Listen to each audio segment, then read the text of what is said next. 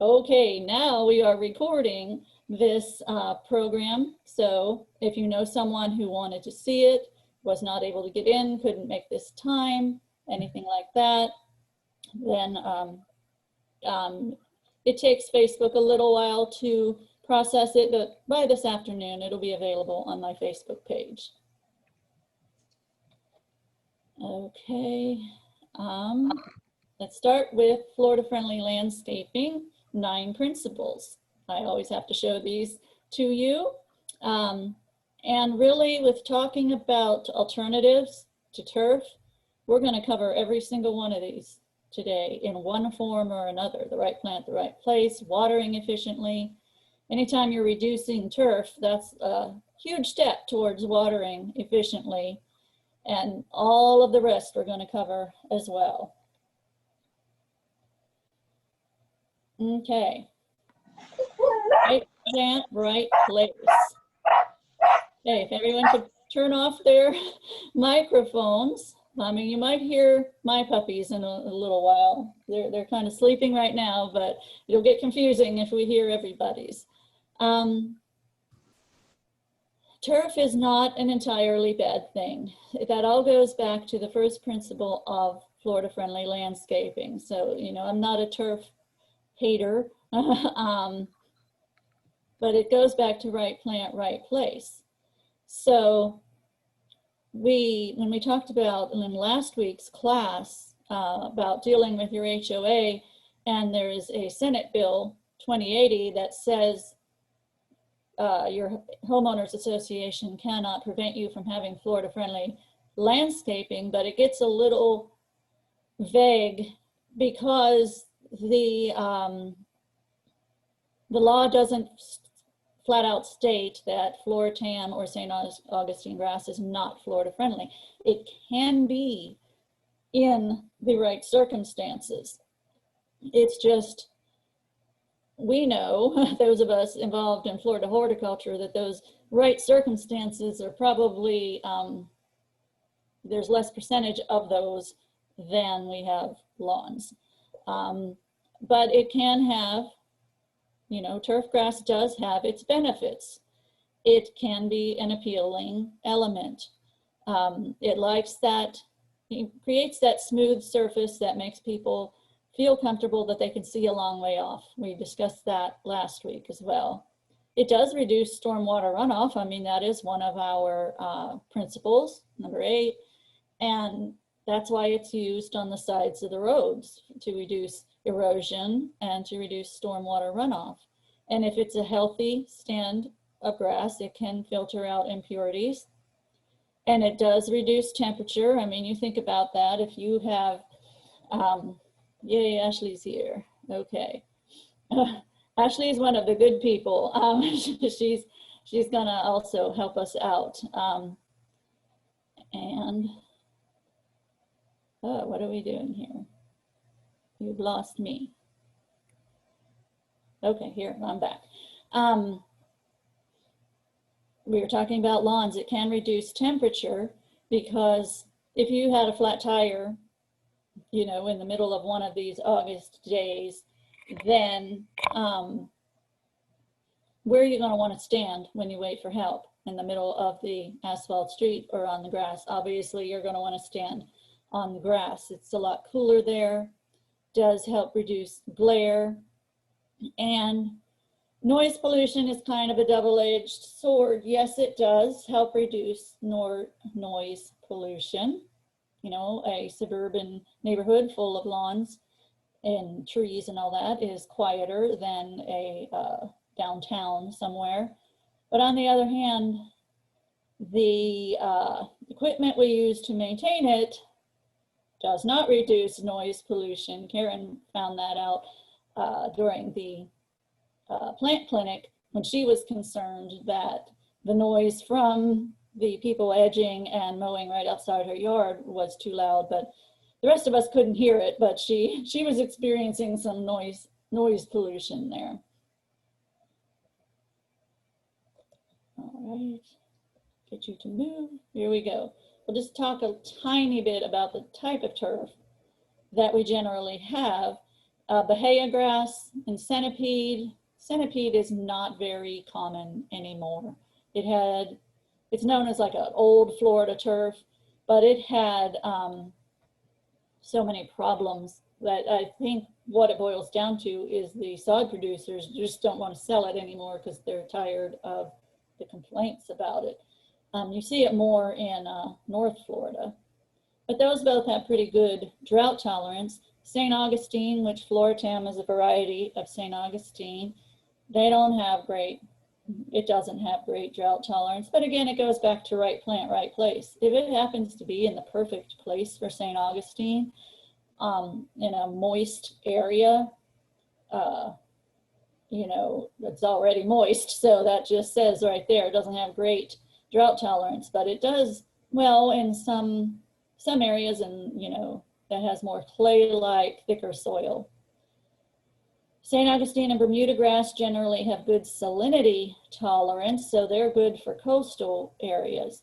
If you're trying to put Bahia grass and you live in Hernando Beach, you're going to have nothing but trouble with your grass. But every single turf grass out there, there's no such thing as a native turf grass. Let's just put that out there. St. Augustine, way back many hybridizations ago, started out as a native, like coastal, like right on the sea grass, but they hybridized it to the point where it does not resemble anything native anymore. It was never meant to be a low growing meadow type grass. Each turf grass has at least one major pest problem that could limit its use in certain locations. Or if it doesn't have a pest problem, maybe, you know, Bahia has mole crickets, but they're not a terrible issue. The biggest problem with Bahia for some people is that it needs, absolutely must have 6 to 8 hours of sun every day to have a good stand. And it cannot handle a high pH. So, you know, those issues might limit your use of Bahia grass. Even the most shade tolerant turf still needs 5 to 6 hours of high intensity sunlight every day, all year long. So, you know, that could become an issue. Maybe you just don't have enough light in a certain area for your lawn to do well. Or maybe, you know, it's just an area that is too tough for turf. If you're dealing with tree roots, there's so much going on there. There's shade, too shady. That soil is very compacted. Those roots, you know, are going to take all of the nutrients, all of the water. So in those situations, you have to make a decision. Do I want the trees or do I want some turf? So, you know, some areas just, you know, are in competition for soil space, water, oxygen, nutrients. And remember, trees' roots can extend 3 to 5 times the size of the tree canopy.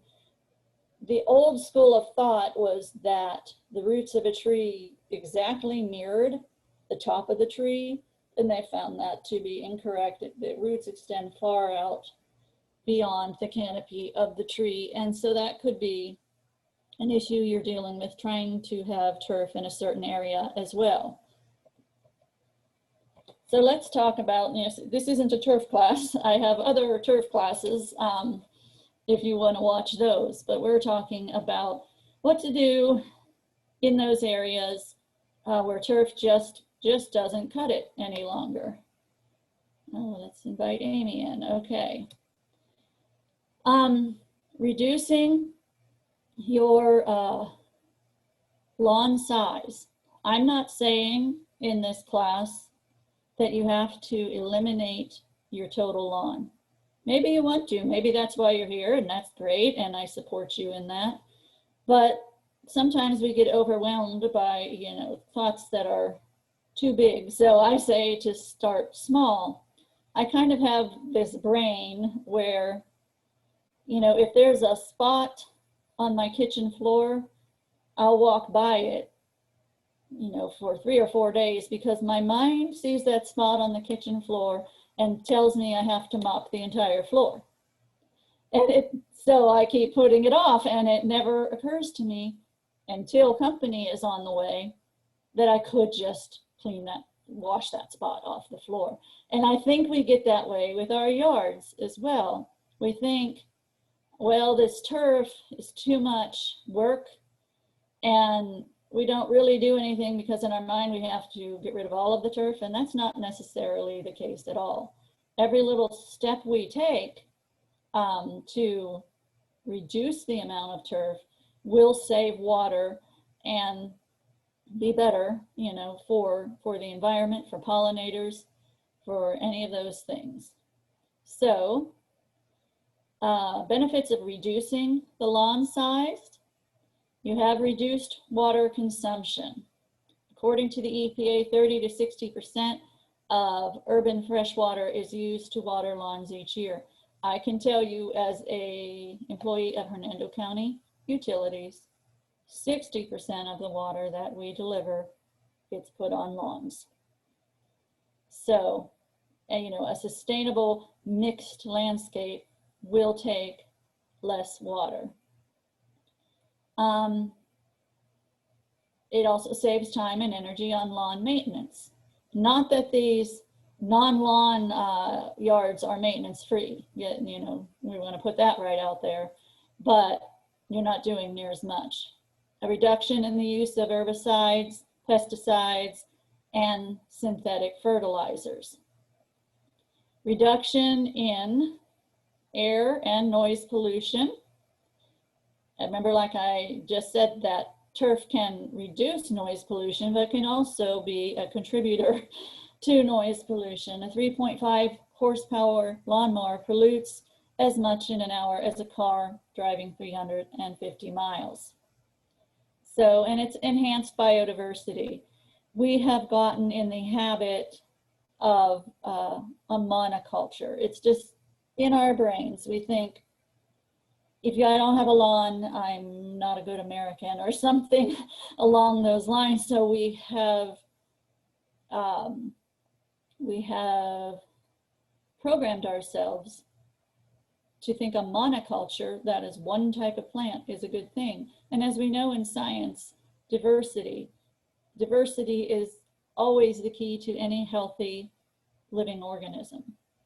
So it's enhanced biodiversity. Varied plants offer shelter and feeding opportunities for wildlife. And if you do it right, it can increase your property value as well. Okay. Here's some things you'll need to know if you are considering reducing some of those turf areas. So, and you're putting other plants in. The first thing is, and I don't think I even have it on this list, is, as I kind of alluded to, it's not maintenance free. One of my colleagues in Pasco County, he commented that a snowbird that he was talking to wanted to get rid of his lawn and have just an entire wildflower meadow, you know, while he's gone 6 months, because he thought, well, I won't have to pay to have the turf taken care of. And he thought it would just be this beautiful self-care meadow when he got back. Well, it doesn't work that way. You know, just a field of wildflowers, your neighbors are just going to see a field of weeds, because, you know, weeds will encroach on these areas that are just beds. So it is not maintenance free. It is something you have to keep an eye on. It just doesn't use as many chemicals and it attracts more pollinators than lawns. So when you're talking about plants, the first thing you want to know is our landscape zone, our horticultural zone, and that is 9A if you're in Hernando County. Some of you might be listening from other areas, so you'll have to check what your horticultural zone is. The cold tolerance of plants, if you're listening from Homestead or someplace like that, it's not so much of an issue. Up here it is. I keep telling everyone, because I have been here 42 years, And that's why I keep telling everyone we haven't had a real winter in about 12 years. A real winter where it actually has gotten cold. So some of you who are new within the past decade don't know how cold we can get and haven't experienced the death of many plants, but that can occur. So you want to be careful and really watch for that zone 9A. Check out their water requirements if they need to be in moist soil or dry soil. Their growth rates and their mature size, that's very important too. Susceptibility to pests and disease. You don't want to bring in something that's just a substitute plant that also has a lot of work. And also their soil, their pH, and their salt tolerance if you happen to live on the coast. The first thing to getting good plants that you're replacing these turf areas with is it starts in the nursery, and you've got to buy healthy plants. This is not the time to experiment with the dying plants in that $2 rack that we all love to go to. This is curb appeal for our yard, and this is something where we want to start with healthy plants. So look for new growth, roots that are white and fibrous. Avoid the pot-bound plants. Avoid diseased or insect-infested plants. Turn those leaves upside down. See what's going on the underside of those leaves. And then when you get them home, the number one important thing is don't plant them too low. That's the number one killer of plants, believe it or not, is planting them too low. Plant them a little high. I actually have a, on one of my tips in 10, if you go back to the video section of my Facebook page, I'll show you where I planted some bushes. And they look a little high. They're like, the soil ball is like an inch above the soil. That plant is going to be a lot healthier than if I planted it too deeply. Here we're just going to go over some looks. This was done by Gail Hansen, who works for the University of Florida. Just some typical Florida yards that they changed up a little. They did not get rid of all of the turf, probably because in these areas weren't allowed to get rid of all of the turf. There was a certain percentage they had to have. So this just kind of, you know, gets in our mind how we can reduce the amount of turf and what it might look like. And these are beginning pictures right after plantings. That doesn't even look bad, does it? Front door is kind of hidden, and if you watched me last week, you know I have a thing against front doors being hidden, especially if you're in an HOA, just because it puts people on edge. But so what have they done? They've opened up, but look, they created some lower plantings, got rid of some of those things that were making it like a jungle to get in, but also, see, we're so used to, we move to Florida, we get our house built, and there's that square between the garage and the front door. That square tells us landscape plants go here. I have to put landscape plants here, and I have to put turf everywhere else. It's like a coloring book, and we're afraid to color outside of the lines. I'm here to encourage you to color outside of the lines. Bring those plant beds further out than what you normally think they should go. And here's the plants. This is a new planting. As you can see, there's still some pots there, and these are the plants that they used in that particular bed. Every one of them, except for the flax lily, are actually native plants that they use there. I think needle palm is a native plant. Native plant people will have to correct me if it's not. All the rest are native plants, and you know, flax lily is a nice Florida-friendly plant. Here's another very typical traditional landscape with a large sod area and a few plantings. They're in Florida, they gotta have that palm tree, but let's see what else. How'd they change that one up? There we go, look at that. big bed they put in there. They kept the Canary Island date palm, good looking palm, and they just built beyond it. And they also employed one of the tricks I talked about last week in my nature friendly and neighbor friendly presentation, in that they have that strip of lawn in the front. And what that does from the street is it tricks your eye into thinking there's more of a lawn surface than there is. And that straight, smooth surface makes people more comfortable.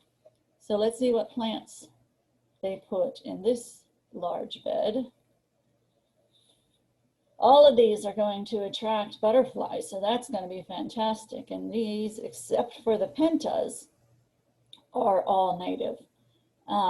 Seaside goldenrod. Goldenrod does not cause allergies. It is insect pollinated, as you can see right here, this butterfly doing her job there.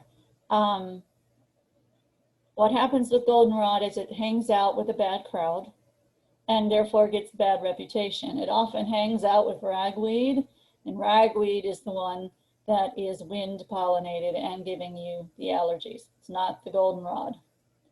Then this also has the black-eyed Susan, the Gaillardia, otherwise known as blanket flower, Kuntis, and pentas, great butterfly attractor. Here's another traditional landscape with limited plantings and a large sod area. What did they do here? Again, they went beyond where those stones were and brought it pretty far out. And the plants will grow quickly. It will look kind of sparse at first, but one thing you don't want to fall into is planting them too close together, because remember, one of those considerations was mature size. So you don't need that instant gratification. A builder who builds a spec home is going to try and put in a bunch of plants all close together because he wants to sell you the house. But we just have to know that time will allow it to fill in. And here's again that square that we think, okay, we put plants here and the rest has to be sod. But again, just think outside of the box and extend further that plant area. Once that's established, it will survive on natural rainfall. Maybe some of the pentas, if we're in a dry season, you'll have to be out there maybe with your handheld hose. The rest should do just fine, but that has the pentas, the kunti, salvia, and again, the flax lily. Okay, now this is our problem area. This actually doesn't even look too bad with the sod, except obviously the lawn mower is having a hard time getting down there. That's, obviously a riding mower that's putting ruts in there. And it's usually just a troublesome area because it doesn't get very much sun between two houses. And then there are built-in sprinkler systems, and Bob's house is actually just sprinkling Steve's house, and Steve's house is sprinkling Bob's house, and the turf just doesn't get it very well. Also, it's an area where, you're walking back and forth quite a bit to your backyard from your front yard. If you're not, utility people are, somebody is using that as a walking area. So why not just make it a beautiful walking area? Karen is cringing. I know she is. Miss Mosquito Control is cringing at the bromeliads that are in this picture. Her advice for having bromeliads, they do hold a lot of mosquitoes in the little cups of water that they hold there. If you're going to have bromeliads, make sure that you're out there hosing them out, getting like new water in at least once a week, spraying that old water out, getting the mosquito larvae out, or you can buy these, what they call mosquito dunks. You can get that in any store, D-U-N-K-S, and sprinkle those around there. But I would suggest if you are a seasonal resident to skip having the bromeliads just so the mosquitoes aren't breeding when you're gone in the summer. Now, if you happen to live right on the water, but by the way, we all live on the water. That's one of my colleague in Pasco County always says that. We all live on the water because the aquifer is under every single one of us. So we all live on the water.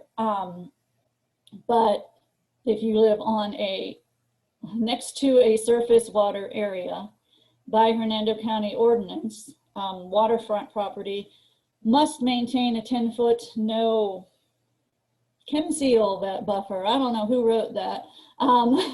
It's a no chemical buffer. So the easiest way to do that is to have plants that don't need fertilized. This top picture, if it were me, I wouldn't even have that turf. That makes it look, that's just very difficult to maintain that way. I would continue the plants up to the screen. But just keep that in mind. Anyone in Hernando County, if you live on any waterway, you cannot be putting down any kind of chemicals within 10 feet of that water. So let's talk about the different ground covers. Now, ground cover people have in their mind like low, like turf, and we're gonna cover that as well. But keep in mind that some of these are just going to be maybe higher plants. They're not for walking on. Therefore, reducing your turf area by creating plant beds. So let's talk about shade tolerant ground covers. Here's one that many of us are aware of as a house plant. This cast iron plant. This is the plant that's in every office that everybody throws their coffee in, and it continues to do just fine. That's why it's called a cast iron plant. It's pretty tough. Can be frost sensitive, but it's a great filler for some of those shady areas. And I bet many of us, why we're watching this particular program, is because you do have problems with turf in the shade. So consider creating beds in those areas, and this is one of the plants that you might want to consider using, the cast iron plant. This one, Dwarf Asiatic Jasmine, it is a great low ground cover. Not something you'd want to walk on, especially barefoot, but it creates that smooth, solid surface, and it gets so dense that you really don't have to worry about weeds too much. If you get this Dwarf Asiatic Jasmine, it will cover an area. So if you're looking for something green, and that will be a smooth, low surface, Asiatic Jasmine is the way to go. It's still going to require some maintenance because it is aggressive. So not overly aggressive. It's not an invasive exotic, but it will start to climb, you know, up that tree, even up that building. But just get your weed eater out, and 20 minutes or so of working every couple of weeks should keep that in control. And this won't freeze back. It's really dark green. It says requires full sun here, but I don't think it does. I think it'll do well in partial shade as well. And you can keep it lower than that 1 to 3 feet. Here's another one. This is one of my favorite little shrubs. This dwarf Yaupon holly. It's a native hybrid. And what I really like about it is it stays, it's naturally in that meatball little round shape. So, okay, yes, it's 10:34, so my ladies there, we're not gonna let anybody else in the class after we've passed this half-hour mark, just to make sure nobody nefarious tries to come in. But as I said, it's being recorded, so you'll be able to see it this afternoon if you have a friend or somebody who's missing it. This dwarf Yaupon holly, like I said, one of my favorites. I have them in my backyard. Had them there for 12 years, and they had just gotten past the bottom of my screen porch, you know, that aluminum area. Very slow growing. They will stay in that round shape for you, so they're perfect for a formal type landscape. And I just love them. You plant them and forget them, and they do great. Here's some Algerian ivy. It is less aggressive than your English ivy. If you came from up north, English ivy you run away from, which I haven't seen English ivy go crazy here in Florida. Maybe if some of you are listening from North Florida, maybe you have. But this Algerian ivy, if you get the variegated, it looks very interesting, as you know, lots of visual interest, lots of nice texture. It does prefer moist and shady sites, but it grows quickly and can fill in an area pretty nicely for you. This blue Daze, I just got a question about that this week.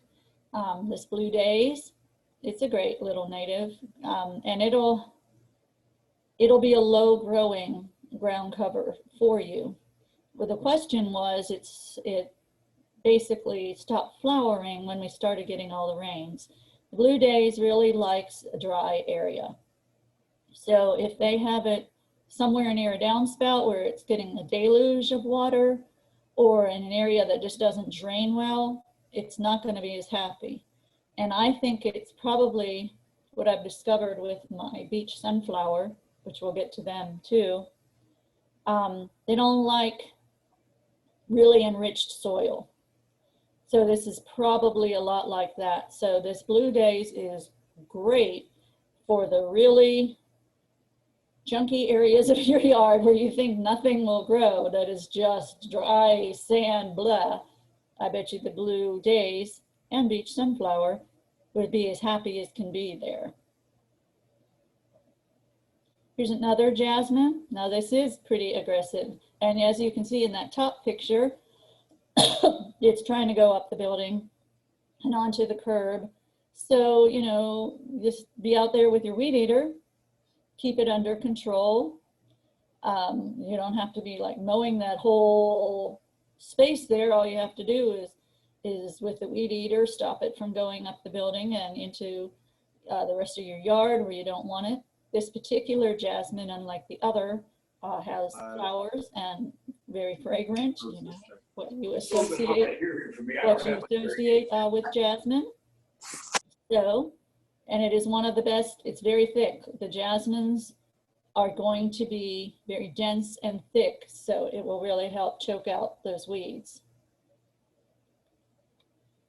I love this little plant, this little native. It's got a cute name, Kunti.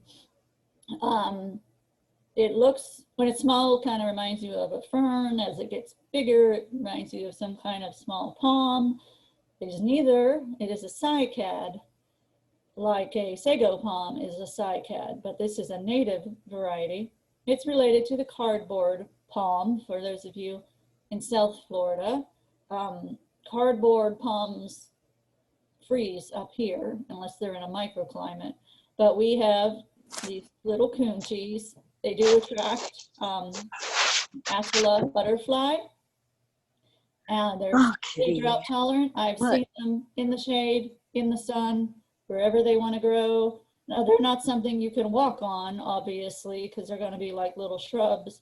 But you see what they did in this median. They could have just put all turf under those palm trees, but instead they, you know, use that whole area of kunti there. You see it a lot used in medians, so it's a pretty tough plant.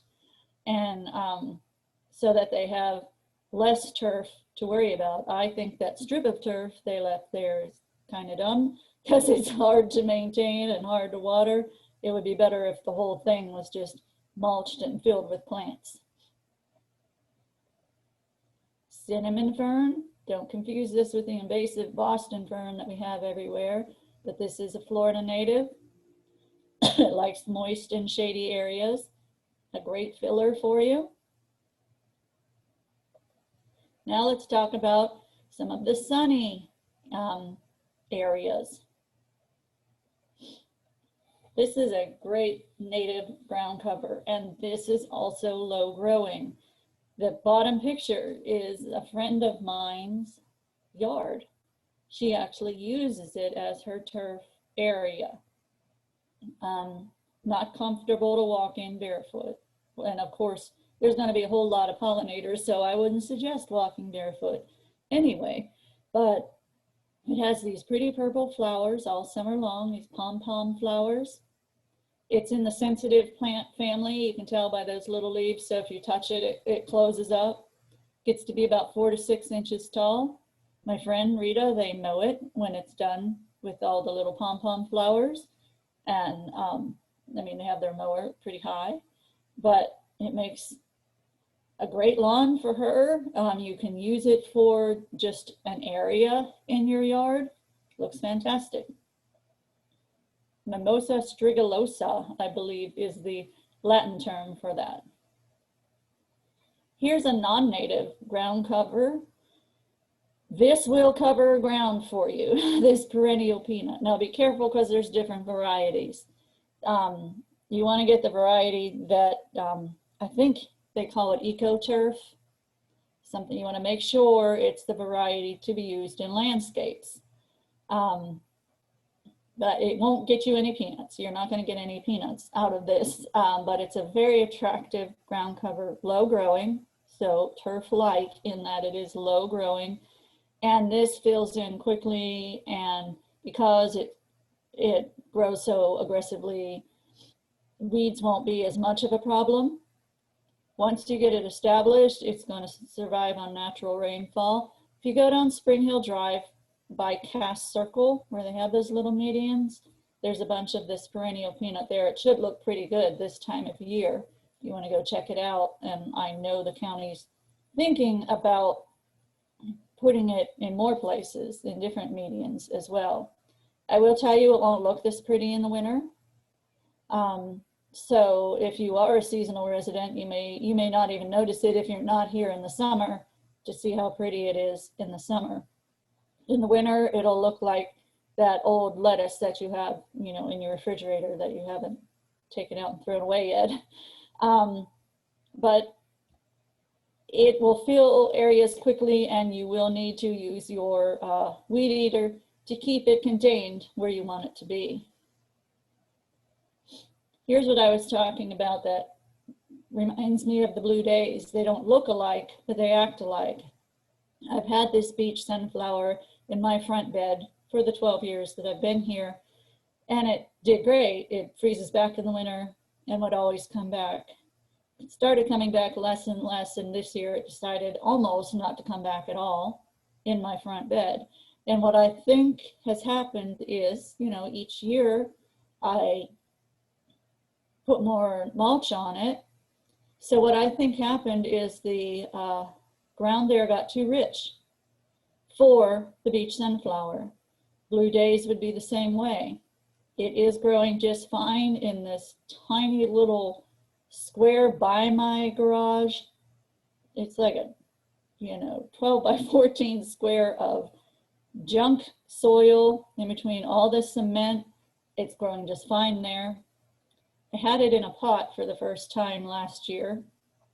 It was successful for a year in a pot, but what happens when these get too wet is they their stems turn black and they get a fungus and they die. So that's what happened in the pot. I pulled it out of the pot, and you know, I put something else, new soil, put something else in that pot in the same place. And you know what's happening this year? Beach sunflower is growing in the not great ground right next to that pot. So that's where it wants to be, where, you know, the junkiest soil that you have, that's where it's going to be happy. Creeping fig, this can grow on the ground, make a nice dense ground cover, or it can grow up. I know a lot of people, like in timber pines, do have like a wall behind their houses. That'd be great to have it growing up that. kind of give you like a European look there. This is a chapel. I took that picture on the bottom there in St. Augustine, where it's growing all over the chapel, but you can also keep it as a low grower on the ground too. Creeping fig. This is one of my favorites, and I bet you're all looking at that saying, well, I've got that in my yard, it's a weed. And my saying is, a weed is a matter of opinion. This turkey tangle fog fruit, also called frog fruit, also called matchhead weed, called so many different things. Whatever it's called, it put itself in my yard. And I'm not in any hurry to get rid of it at all, because it attracts these 3 different tiny little butterflies: the Phaon crescent, the butterfly, the buckeye, and the white peacock. All 3 of those are like the size of a quarter. So to me, having life inside of my turf is preferable, again, to then having that monoculture.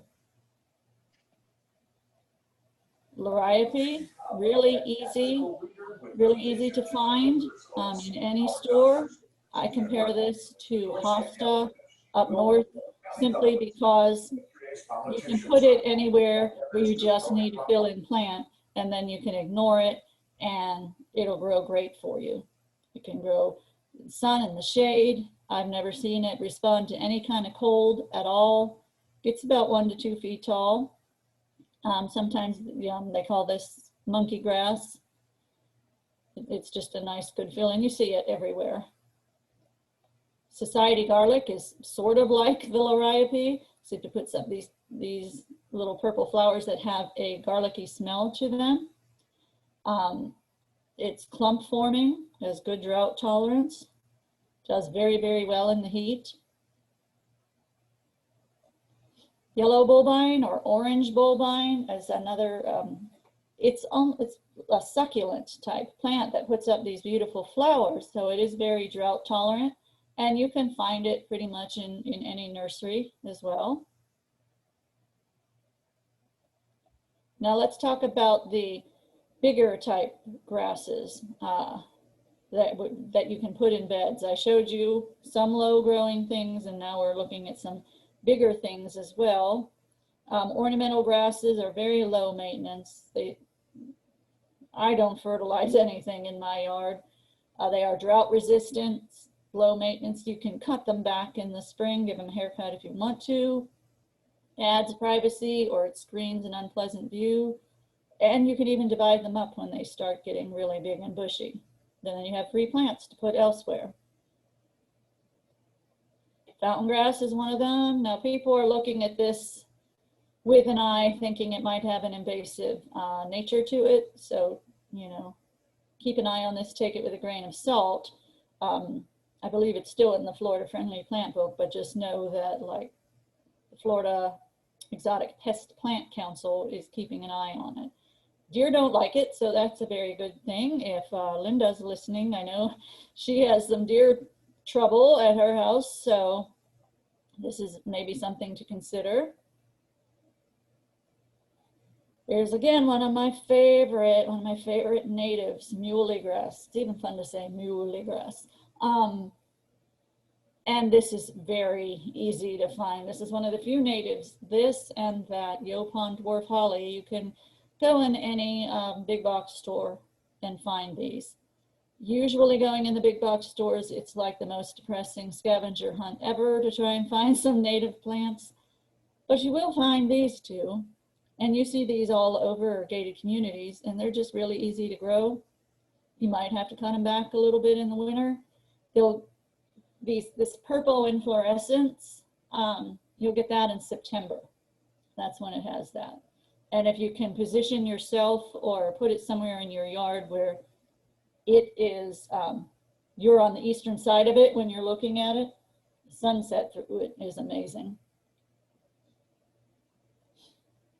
Fakahatchee grass is pretty big, bush-like grass. I have a bunch of it in my yard, and well, actually just 3 clumps. I would like more of it.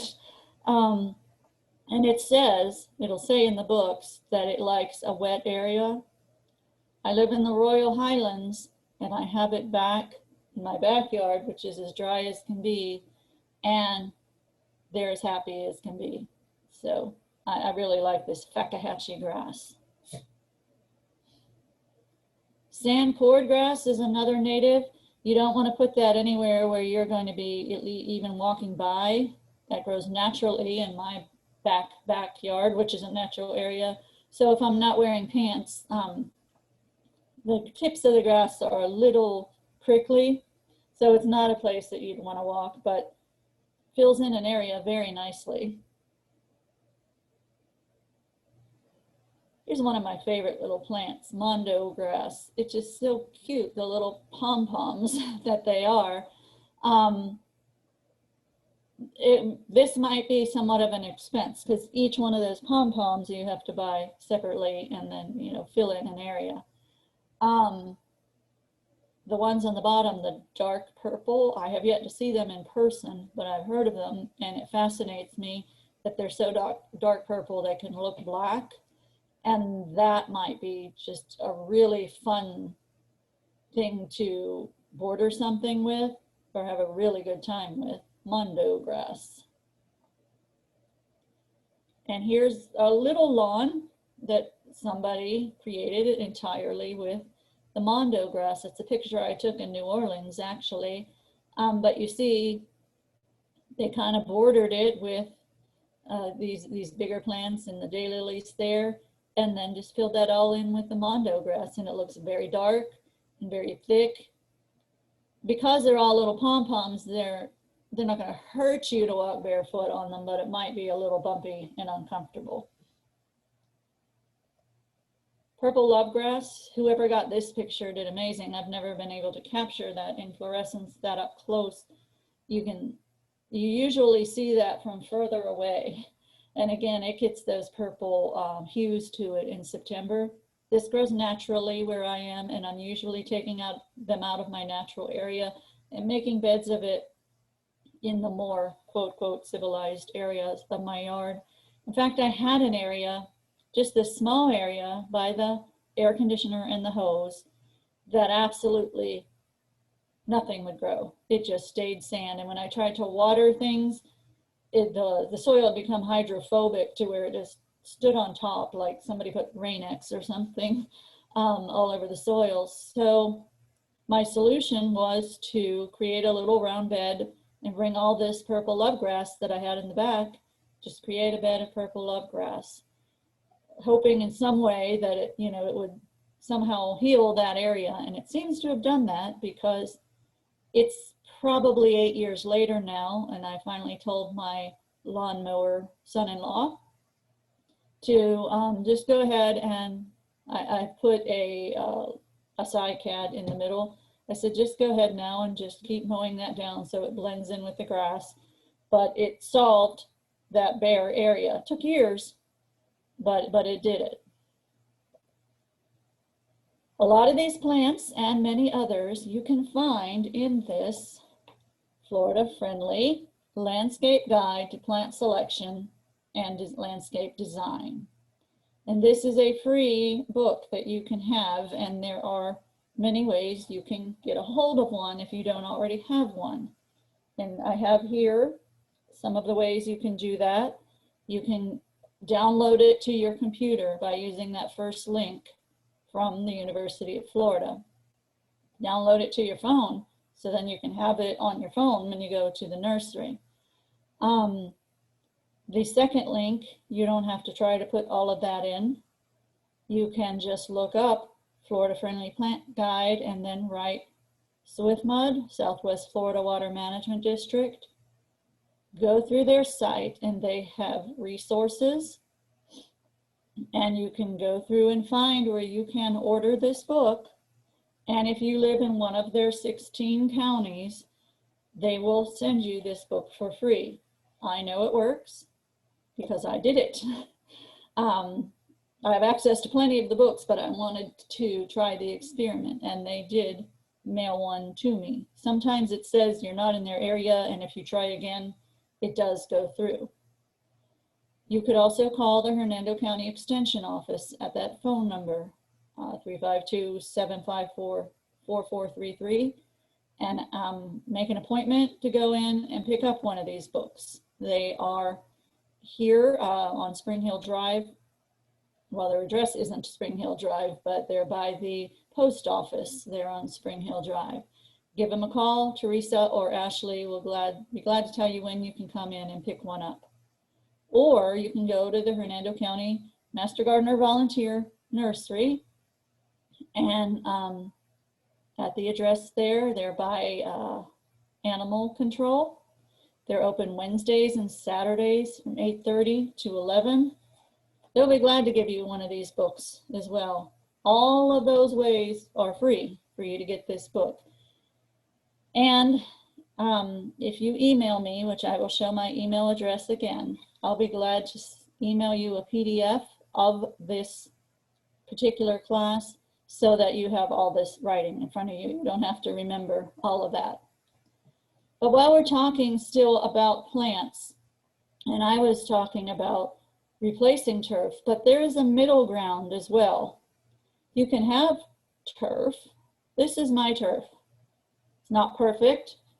It's not terrible either, and I will tell you what I do for it. There, I've just told you what I did for it. I get it mowed.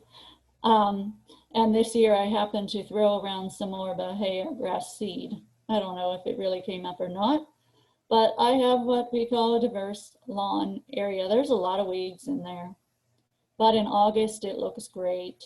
It's green, mowable, looks particularly good at 30 miles an hour as you're driving by. But let me show you what I also really like about it is these close-ups. There's that turkey Tangle frog fruit that I mentioned that's all by itself. I mean, it came there, I didn't put it there. And you see what I have going on there. I have life happening in my diverse lawn area. I'm not sure if that's a native bee or if it's a wasp. It doesn't really matter to me. It's a pollinator, and it's, you know, I have life happening in my yard.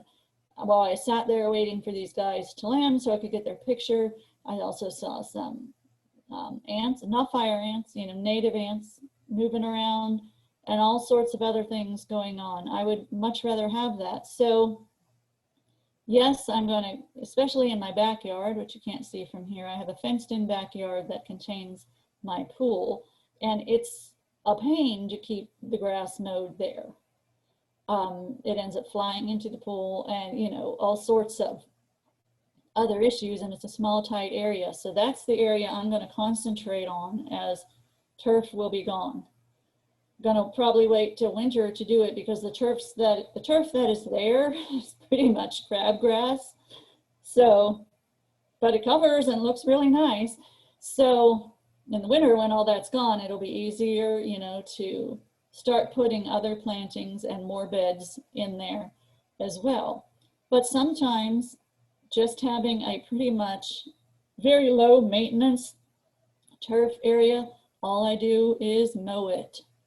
And I don't worry too much about what it looks like. I don't live in a deed restricted community. So as far as Hernando County is concerned, as long as it's not 5 feet tall, you know, they're happy. But to me, this is just fine. I don't really care how many weeds are in there because a lot of these weeds are attracting pollinators. So that is this diverse lawn area. And as a matter of fact, the entomology department at the University of Florida have test plots out now of different sod in which they have sown in some what we call weeds. This frog fruit is one of the things they're using, as well as some other things, and they're keeping counts on the amount of pollinators that come to those type of turf. They're calling them like pollinator turf, something like that, as compared to your just monoculture of one type of grass. Obviously, you know, you get a lot of pollinators coming to this, and I just think it's funny that it's becoming in vogue what I've been doing all along, because I like nature and, you know, I'm lazy. So when we're talking about these beds, we have to discuss the mulch, because mulch is a very, very important part of what we've been doing. So here's the type of mulches that, you know, are great to use. Melaleuca also goes by Flora mulch. That's an invasive tree in South Florida that they're cutting up so we can use as mulch. It's been heat treated. If you get it in the bags, it's safe. It won't grow you any more Melaleuca trees. Good mulch to use: pine bark, pine straw, eucalyptus is just fine. Natural byproducts, leaves in your yard. The only thing we really don't want you to use is cypress mulch, ground rubber, or rocks or stones. Why cypress mulch, you may ask? Don't worry if you have cypress mulch. It's not going to hurt your yard. You don't need to run out and dig it all up. We encourage you not to buy any more because it's an ethical issue and it has to do with sustainability. Cypress mulch is being made from very young trees that they are cutting out of the wetlands and shredding up immediately just to sell to us as mulch. So it's not a sustainable practice, and it's not something that Florida-friendly landscaping encourages. Yes, it's the cheapest and easiest thing to get, but sometimes we need to make, you know, ecological-based decisions. Ground rubber, there's too many negatives go along with that. Sure, it's recycling. That's about the only good thing about it. But think about part of the purpose of mulch is to decompose and enrich the soil, or enrich the nutrient holding capacity of the soil. Ground rubber, what is it releasing into the soil? We don't know, but we do know it's made of petroleum and other heavy metals, so that, you know, doesn't make us very comfortable. It's also really hot. It floats away in rains. It smells like rubber. So, you know, just not a practice that we encourage. And stones, rocks, I love them. I'm a huge rock lover and stone lover, but don't use your entire bed made out of rocks. I say use them decoratively and in moderation. It's just doesn't add anything good back to the soil, which is part of what we're trying to do, and it also is very hot too. So when you apply that mulch, you only want to apply 2 to 4 inches for maximum effectiveness, so it retains the soil moisture. I planted these new shrubs out there. You can see that in my tips in 10, and I haven't put the mulch down yet because they're so new. I want the rain to get to it. And now for new plants, sometimes mulch will act as a sponge and not allow the plant itself to get the water. So for established plants, they're fantastic because they hold that moisture down. So mulch, you have to be careful one way or the other. And it is like water in that it's a great thing, but you don't want to use too much of it. And here's another thing we don't want you to do. We call that volcano mulching. It's a waste of your money for one thing, and it's a terrible thing to do to that plant. Remember I discussed not planting too deeply? This is the exact same thing as planting too deeply. Trees and shrubs have what they call a flare on the bottom. That flare has to be out and to get some oxygen, or the roots will start growing the wrong way, start circling around. Another thing that will happen is you've kind of built like a thatch around the plant to where the mulch will act like an umbrella and shed the water off instead of getting to the plant.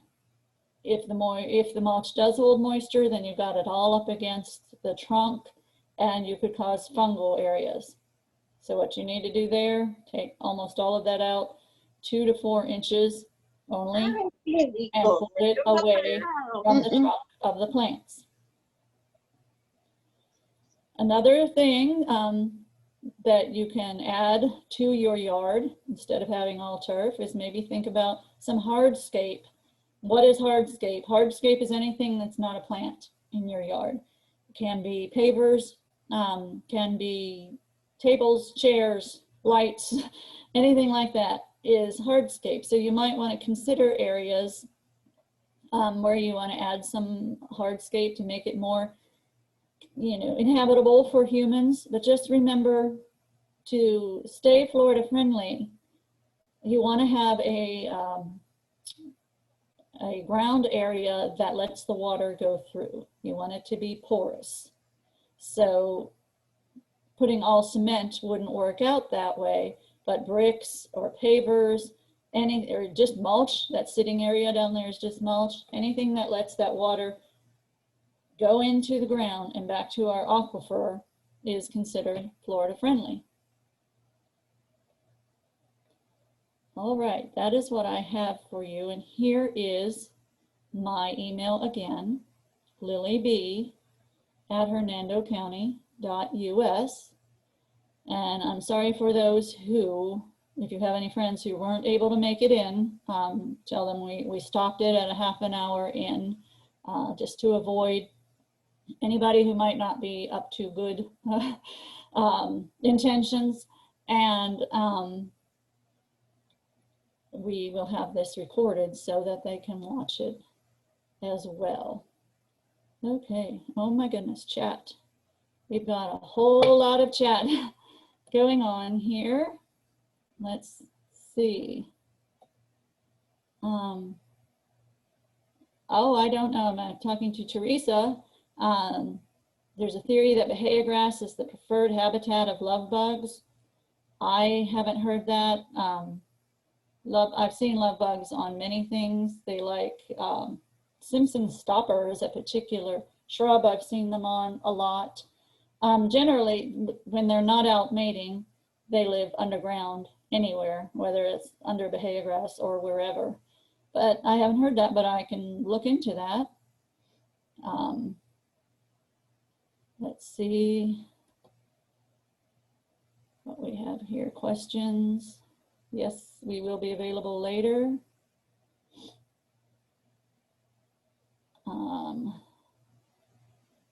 Okay, yeah, it looks like you're all kind of talking to each other here, which is great.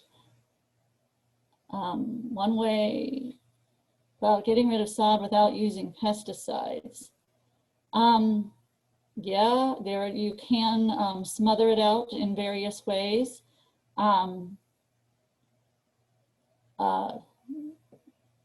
That would probably be the best way. Is it says a bunch of like mulch thrown on it to kill it out. Digging it out is probably one of the best ways. And how deep? It depends on how deep the roots are. Probably 4 inches or so. It depends on what type of sod that you have. Yes, somebody places cardboard over the grass to kill it. I've done that before, also in beds where I've had weeds, because that's an easier way to do it.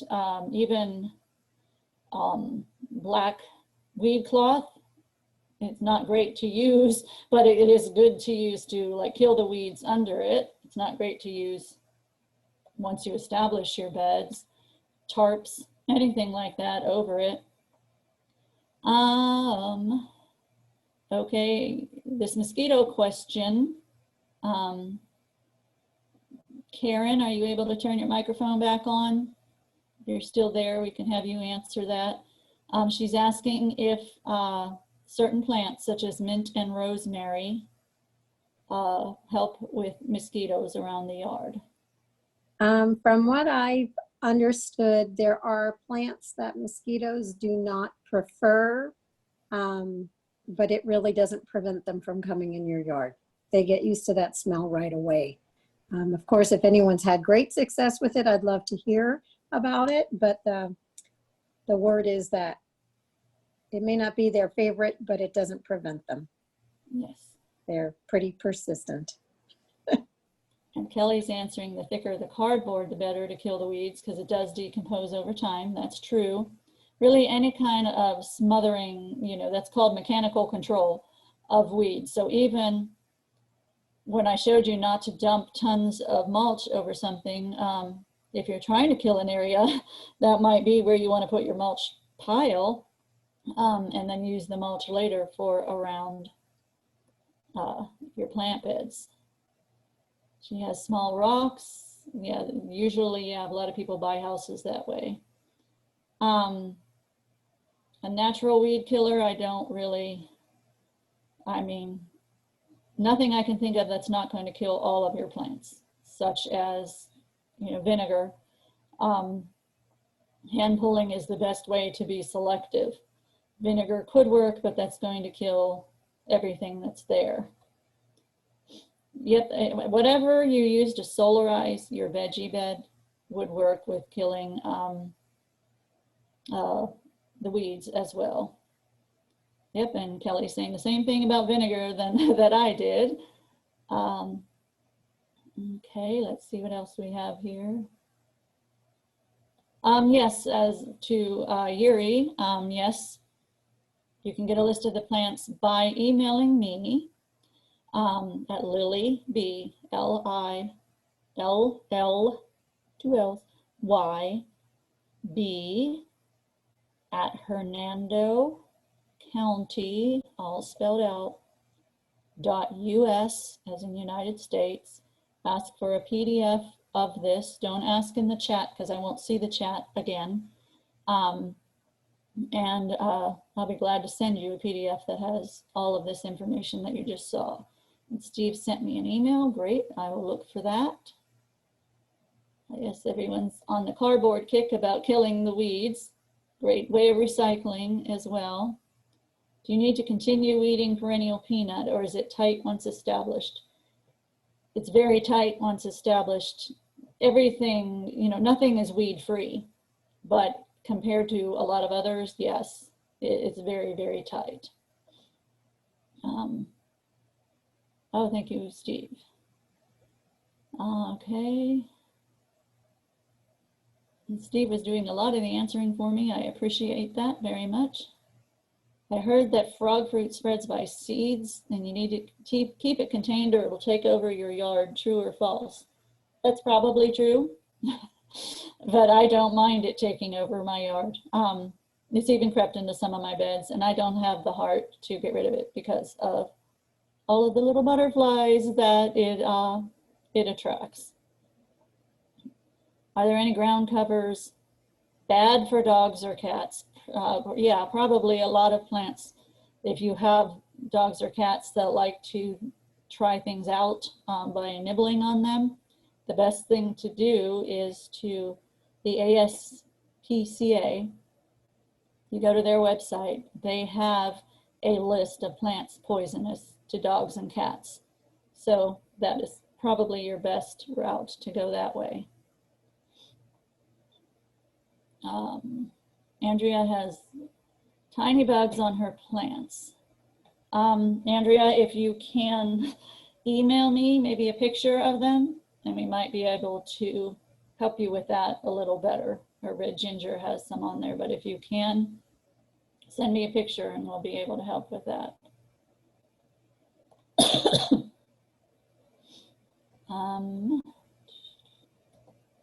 Do these down some more. Thank you, everybody. Somebody says floor mulch only carries cypress, floor mulch. Home Depot only carries cypress and rubber. I'm not sure about that. I haven't been in there and looked. And floor mulch is Melaleuca. I know that that used to be available at Lowe's. I'm not sure where you can get these stepping stones that look like stones. I'm sorry, Sharon. I know there are several rock places around here. There's one up here on North 19 that you might want to look into. Yes, thank you, everybody. You can do these plantings that we discussed. You can do them now. There are annuals that you only want to plant for the fall. But if you get a hold of one of these books, they will tell you, you know, when they bloom and everything. But any of these plantings you can do now. Okay, I'm going to write down my email in case some of you were not able to get it. There we go. Yes, the realflorida.org is a great place to find native plants, and also look up Hernando County, Florida Native Plant Society, and you'll find all kinds of great information on native plants if that is your desire. Okay, I only put my email to one person, so let me put it to everybody now.